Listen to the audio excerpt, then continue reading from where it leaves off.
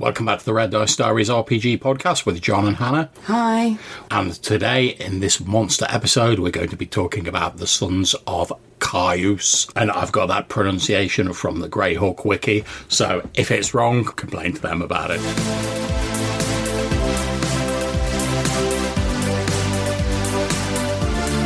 So, as I said before the intro, we're going to be talking about the Sons of Kyuss, who is an undead-themed demigod from the Greyhawk setting. The Sons of Kyuss first appear in the Fiend Folio for AD&D 1st edition. So, love, I can see you've got the Fiend Folio there. What does it say about the Sons of Kyuss? Well, for starters, in this version, Kyuss was an evil high priest, creating the creatures under the instruction of another evil deity rather than the deity himself. Well, I know from looking at the Greyhawk wiki that it says Kyuss was a follower of Nerul, who is like the overall god of the dead, before becoming a demigod. So I suppose it's possible they just hadn't sort of advanced the plot line to that point, or they hadn't firmed up what they wanted to do with Kyuss then. But you're right, that is quite interesting. So, they create a 30-foot zone of fear. They regenerate 2 hit points a round, and undead, so they're damaged by fire, lightning, acid, holy water, and religious symbols. Is there anything particularly noteworthy about them? What do they look like, for instance? So, they look like a big rotten zombie, but with big fat green worms crawling all over them. Ugh. And this is where we get to their, cool attack that they do. Okay. Which is, they have 2 claw attacks, and then they also have a worm attack. Sounds unpleasant. The worm tries to jump onto nearest thing it can that's alive, basically. So probably the person who's being attacked. So usually it's going to be the player character that's fighting them, and then tries to turn them into one of these Sons of Kyuss. And how does that work in terms of the mechanics? So, it does a normal attack to hit. Yeah. If it hits, it's landed on you and it's attached to your skin. Okay. Then you get 1d4 rounds while it's burrowing through your body to get to your brain. Ugh. During that time, you can use Remove Curse or Cure Disease to get rid of it, Neutralise Poison or Dispel Evil to delay it. Alright, okay.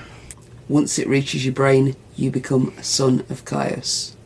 And then they're treated as mummies for anything on the cleric table. So and for they're turning. undead, so they're immune to mind effects.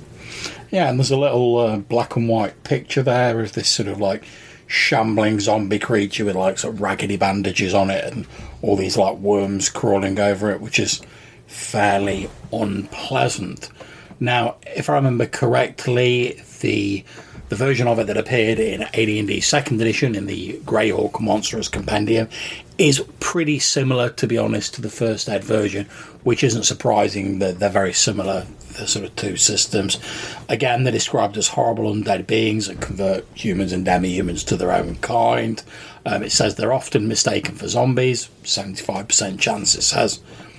They're surrounded by a spherical zone of fear, 30 feet in diameter. Those who fail saving throws versus spells, flee in horror. Mm-hmm. Some sons can be turned by priests, treating them as mummies still. They regenerate a couple of hit points a round. They're exceptionally strong. They still attack with 2 fists.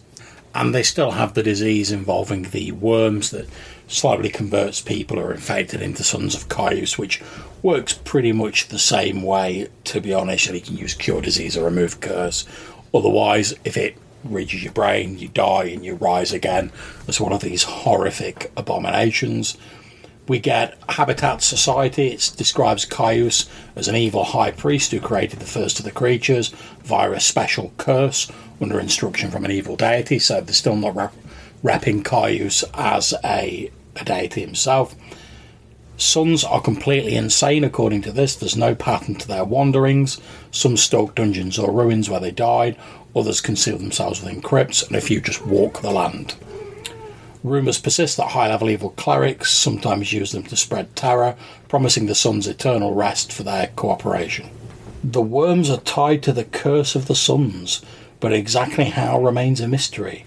It is known the worms cannot survive apart from a victim or on a son.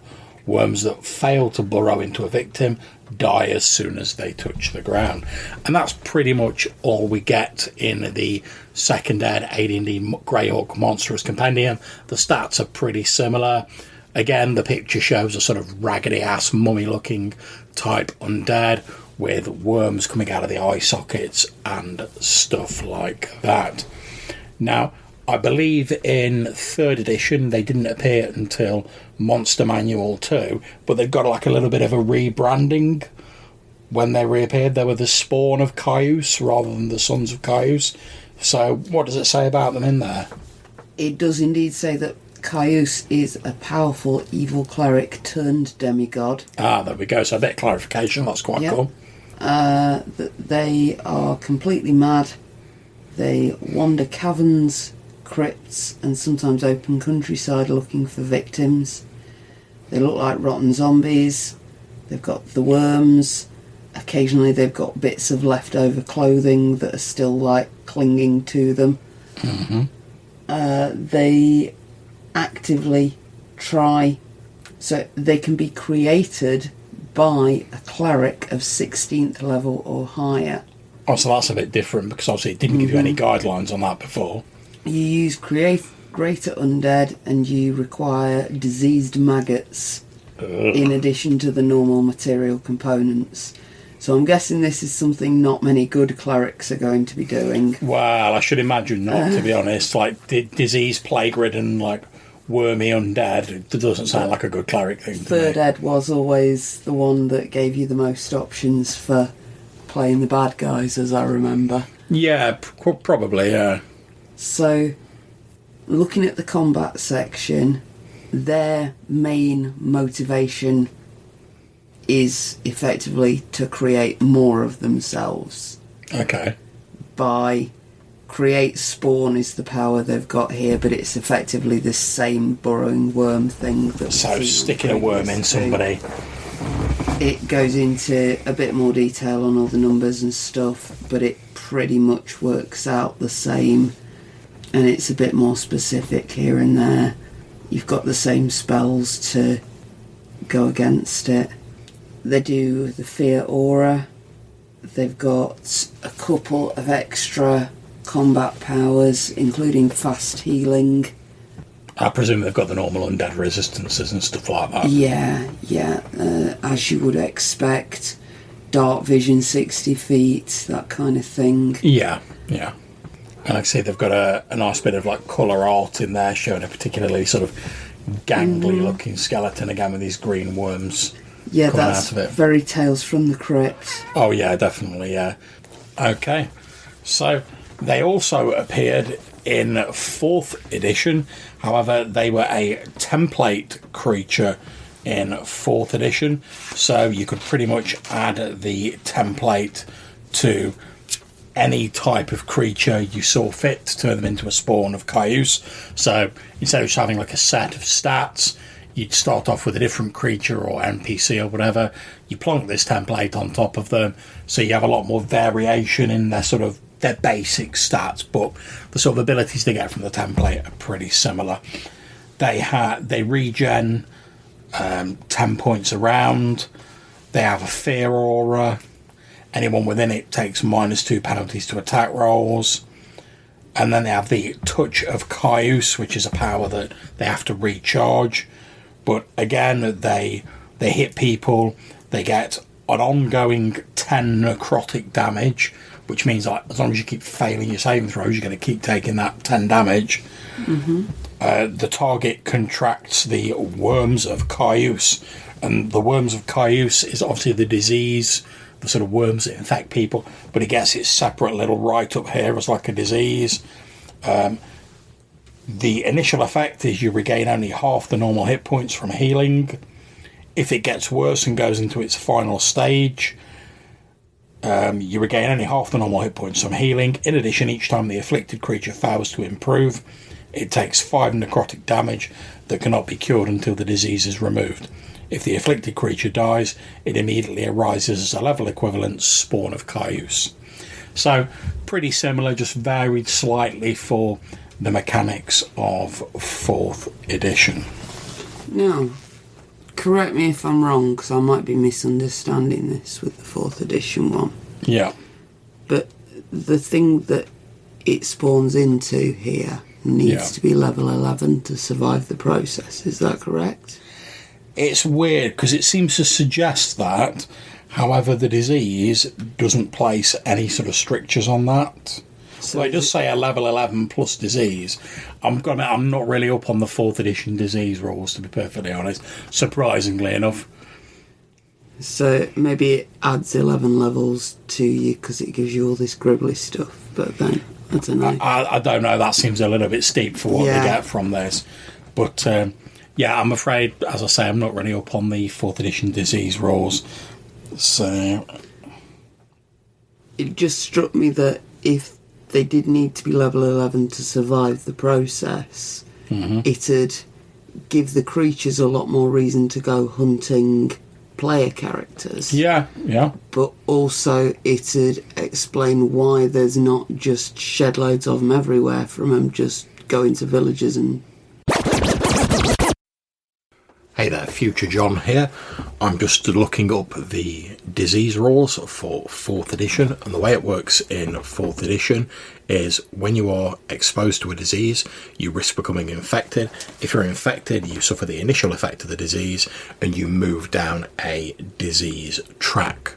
So, effectively, each disease has 3 states arrayed on a row of effects called the disease's track. There's the initial effect, and then as the disease progresses, you get worse, moving along the track towards the final state. Or if you improve, you move up the track towards being fully recovered. When you're infected, you make an endurance check after each extended rest to see if you improve, worsen or maintain your current condition. A disease will specify 2 target endurance difficulty classes, a lower DC to maintain and a higher DC to improve.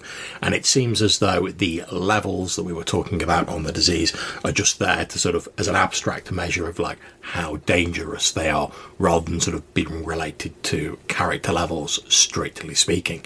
I now return you to your regularly scheduled programme. So after 4th edition, I believe they appeared in Volo's Guide to Monsters in 5th edition. Again, still as the spawn of Kyuss rather than the Sons of Kyuss. So what's 5th edition got to say about the unpleasant fellas? So, Kyuss was a high priest of Orcus who plundered corpses from the necropolis to create the first spawn of Kyuss. Even centuries after his death, his mad disciples continue performing the horrific rites he perfected. We've got the same basic setup: zombie creature, big green worms, carrying diseases, undead, so basic undead traits that you'd expect, and then the burrowing worm thing as an action here in 5th ed. Okay, so the burrowing worm ability in 5th edition, it says a worm launches from the spawn of Kyuss at one humanoid that the spawn can see within 10 feet of it. The worm latches onto the target's skin unless they can make a DC 11 Dex saving throw. The worm is a tiny undead with AC 6, 1 hit point and a 2 in every ability score. I mean, it has a speed of 1 foot. Whilst on a target's skin, it can be killed by normal means or scraped off using an action. The spawn can use this action to launch a scraped off worm at a humanoid it can see within 10 feet of the worm. Right, so the spawn literally has to like spend an action to like one of these worms off itself and like lob it at somebody rather than just like beating him with its fists. Otherwise, the worm burrows under the target's skin at the end of the target's next turn, dealing 1 damage to it. At the end of each of its turns thereafter, the target takes 7 or 2d6 necrotic damage per worm infesting it, maximum 10d6. A worm-infested target dies if it drops to 0 hit points, then rises 10 minutes later as a spawn of Kyuss. If a worm-infested creature is targeted by an effect that cures disease or removes a curse, all the worms infesting it wither away. Right, so what was confusing me here was the actual attack was a normal attack on the other one, and then it takes this many rounds to affect you. Yeah. And whatever. Now, this one, it's obviously sapping at your hit points. Yeah. So if we look here, we can see on actions that... but surely a worm burrowing through your skin once it's under your skin, it's not going to make that much difference whether you're like the ultra hard barbarian or the skinny wizard as to how long it takes to get from, say, your hand to your head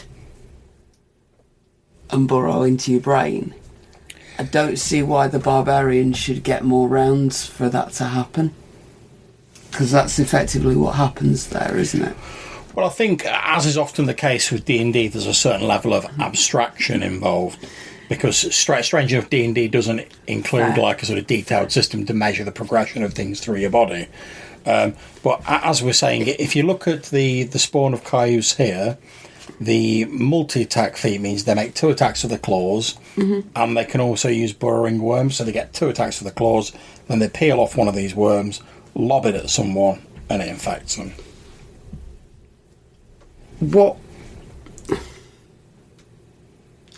So, what I mean is, it didn't make sense to me, because that doesn't seem as sensible as the system that they had before, which was simpler. Yeah, I mean... But I'm not saying it's wrong or anything, it's 5th ed. I'm just trying to wrap my brain around it. Yeah, I mean, I think played it as a game yet. I think there's definitely a push in 5th edition towards the more sort of like superheroic / like high fantasy sort of end of things. And that's not saying that's bad. If that's your jam, crack on. But obviously here we know that like when you get to a high level, it's certainly in 5th edition you can have like scads of hit points. So if you're like you said, like you're like a 5th level fighter or something, you could be having like 50 hit points if you're lucky.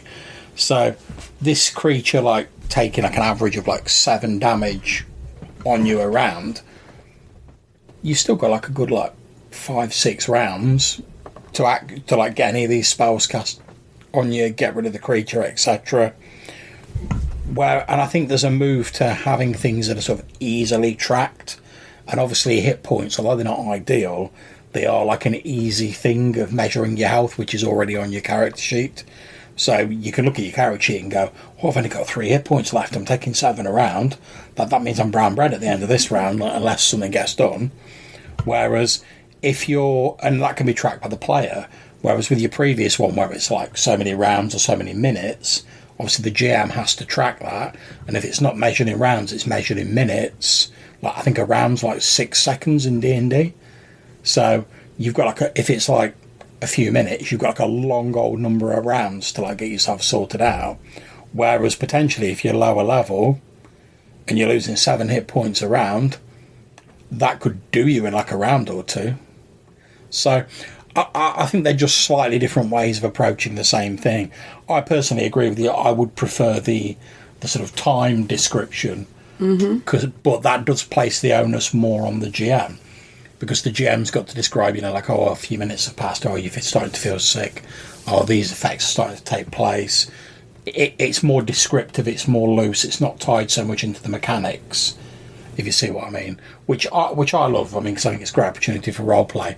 But there's definitely a move, not just in 5th edition, but sort of later on as we progress through, to have everything sort of like be governed by the mechanics. So there's not as much need for the GM to like come up with it off the top of their head and to interpret it. It's a simple case of like, oh, I've been infected by this spawn of Kyuss. My hit points are going down. Look at how many hit points I've got left. That tells me how long I've got left. All you've got to do then is remember that every round you're taking 7 hit points of damage.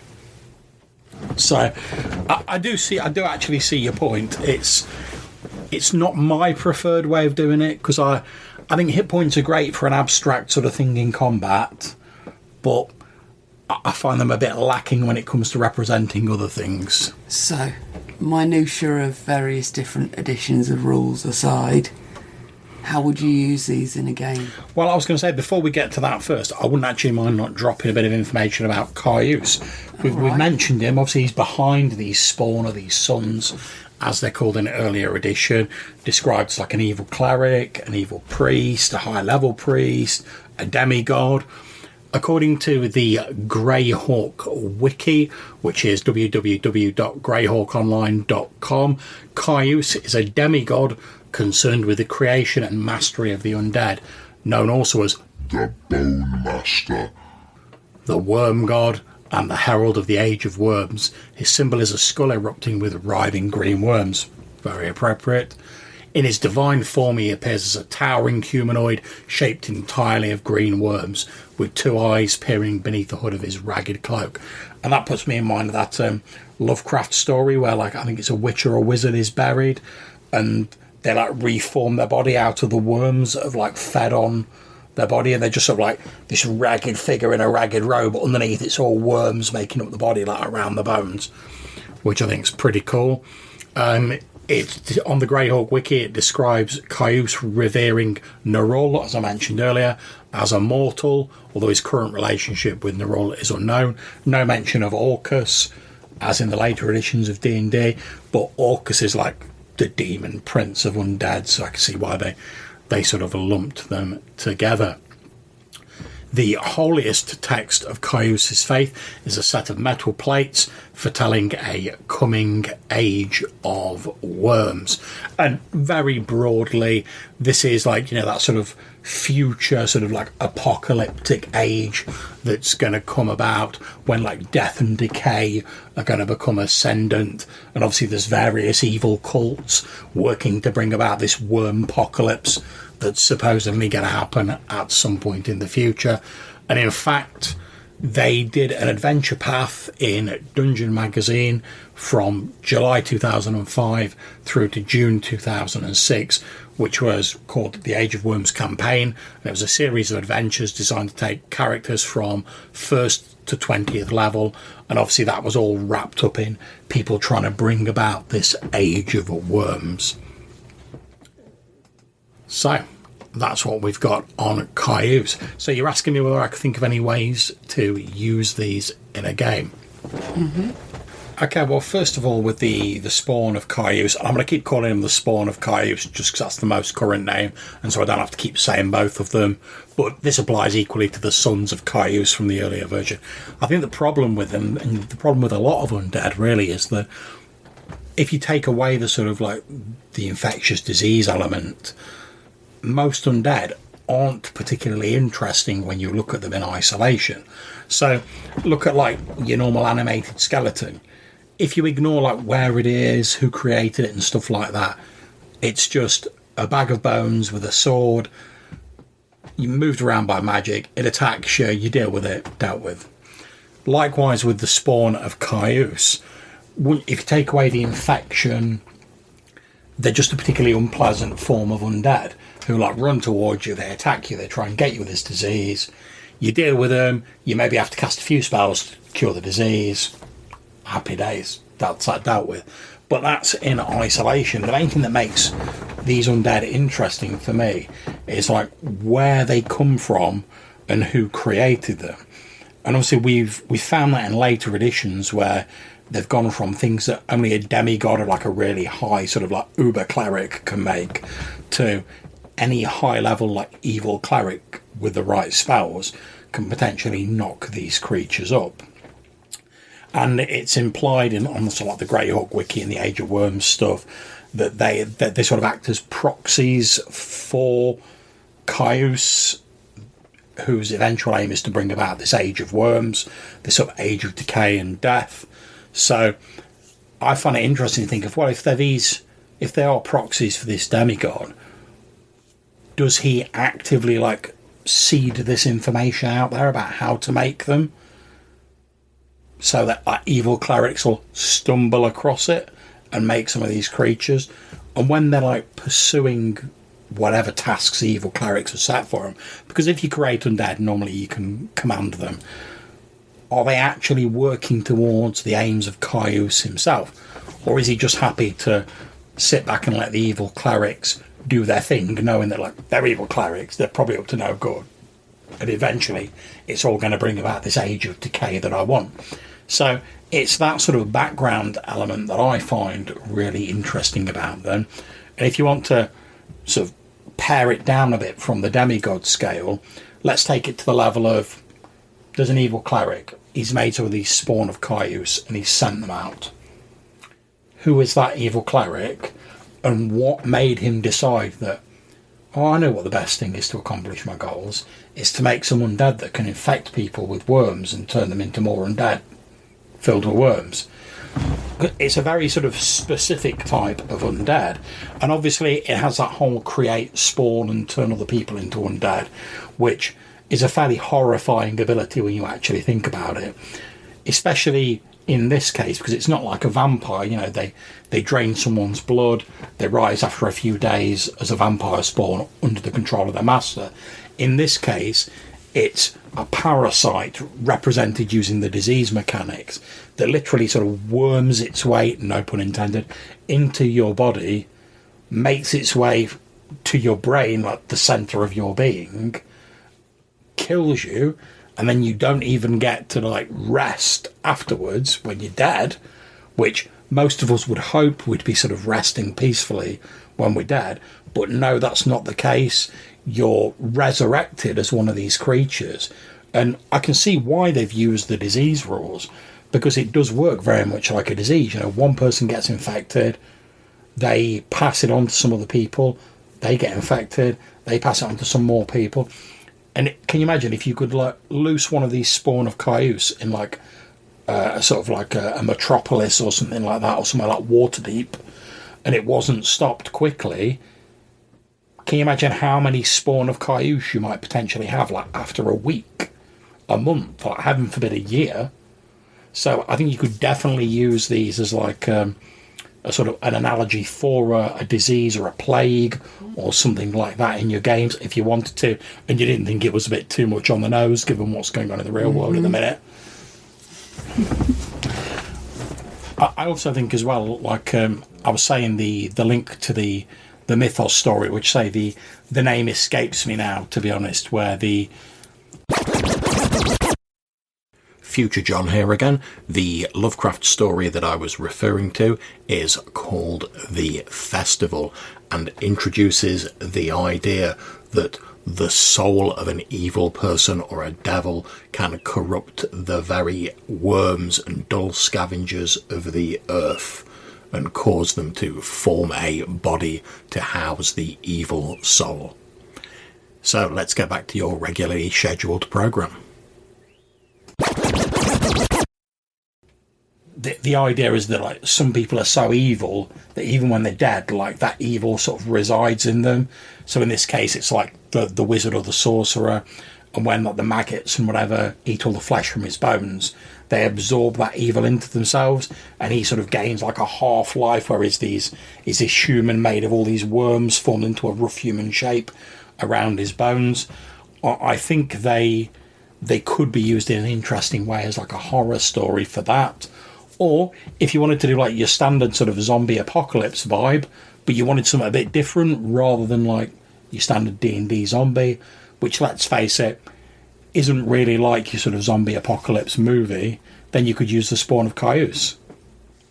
So, while we were looking at this, I was trying to remember a film that I'd seen probably 20 years ago, which I think was called Night of the Creeps. Okay.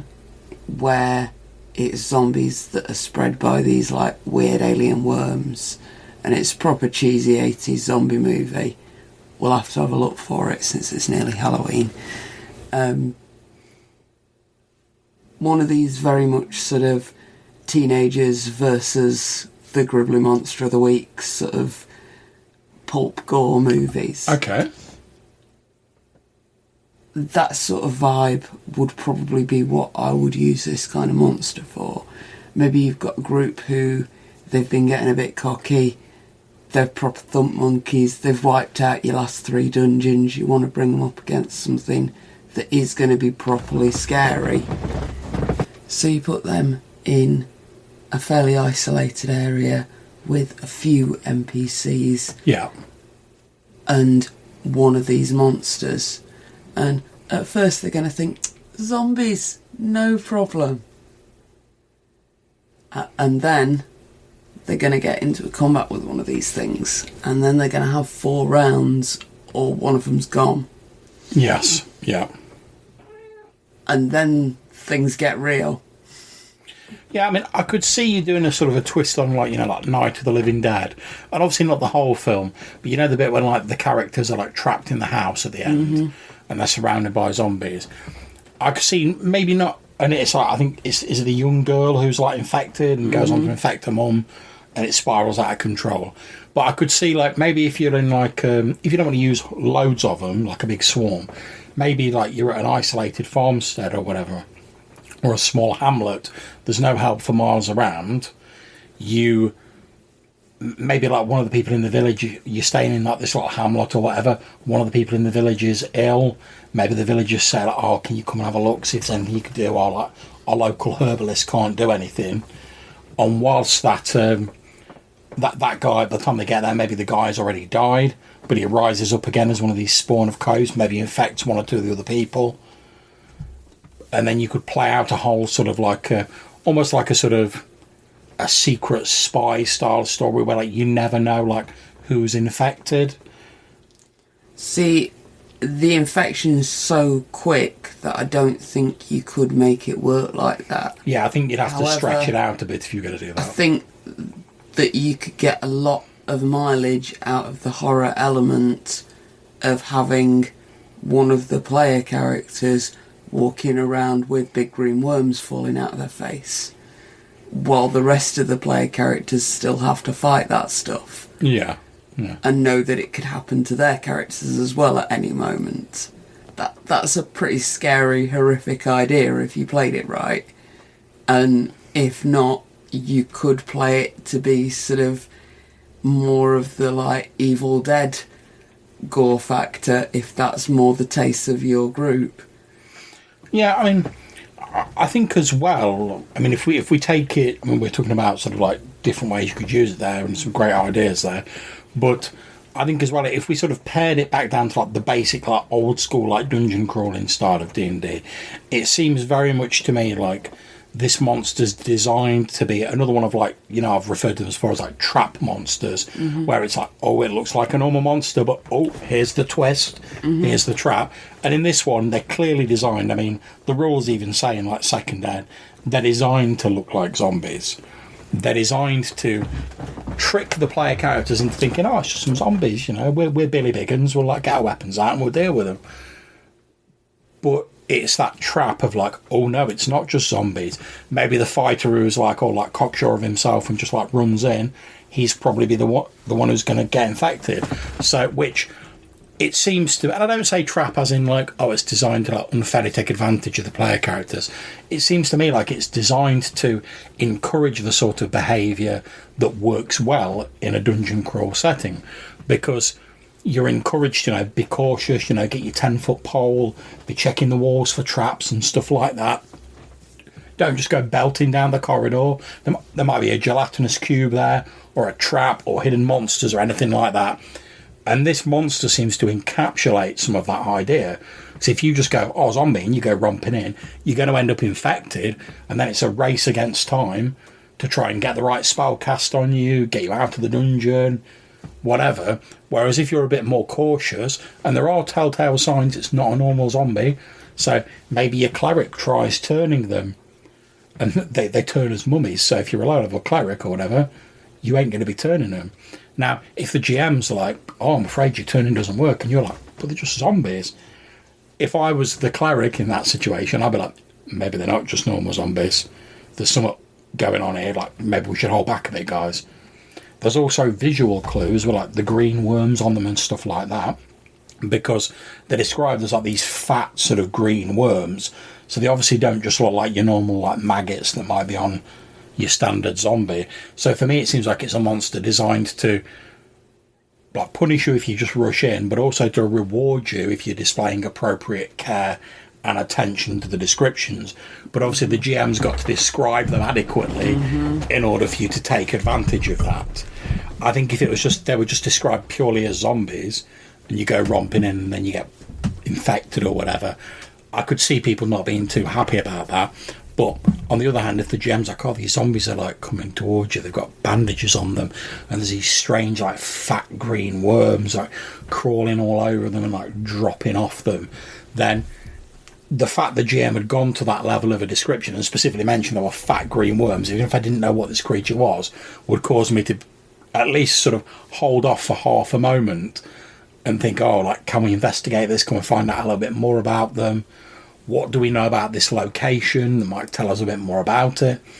Which I think is sort of, it really reinforces that ethos of like the old school sort of D&D dungeon crawl. Very much. Okay, well, that's been our episode on the Sons or the Spawn of Kyuss. We hope you've enjoyed it. If you want to get in touch with us, perhaps tell us if you use this creature in your game, or suggest creatures you'd like to see in the future, or indeed any subjects for future episodes you'd like to see, then you can drop us a voicemail using SpeakPipe. There's a link in the description of this show, or you can send us an email to rddrpgpodcast@gmail.com. And shortly after this episode goes up, we'll be putting a poll on Twitter so that you get a say in what monster we get to look at next from the classic first edition Fiend Folio. So until we see you next time, take care, stay safe, and keep gaming. Bye. See you later.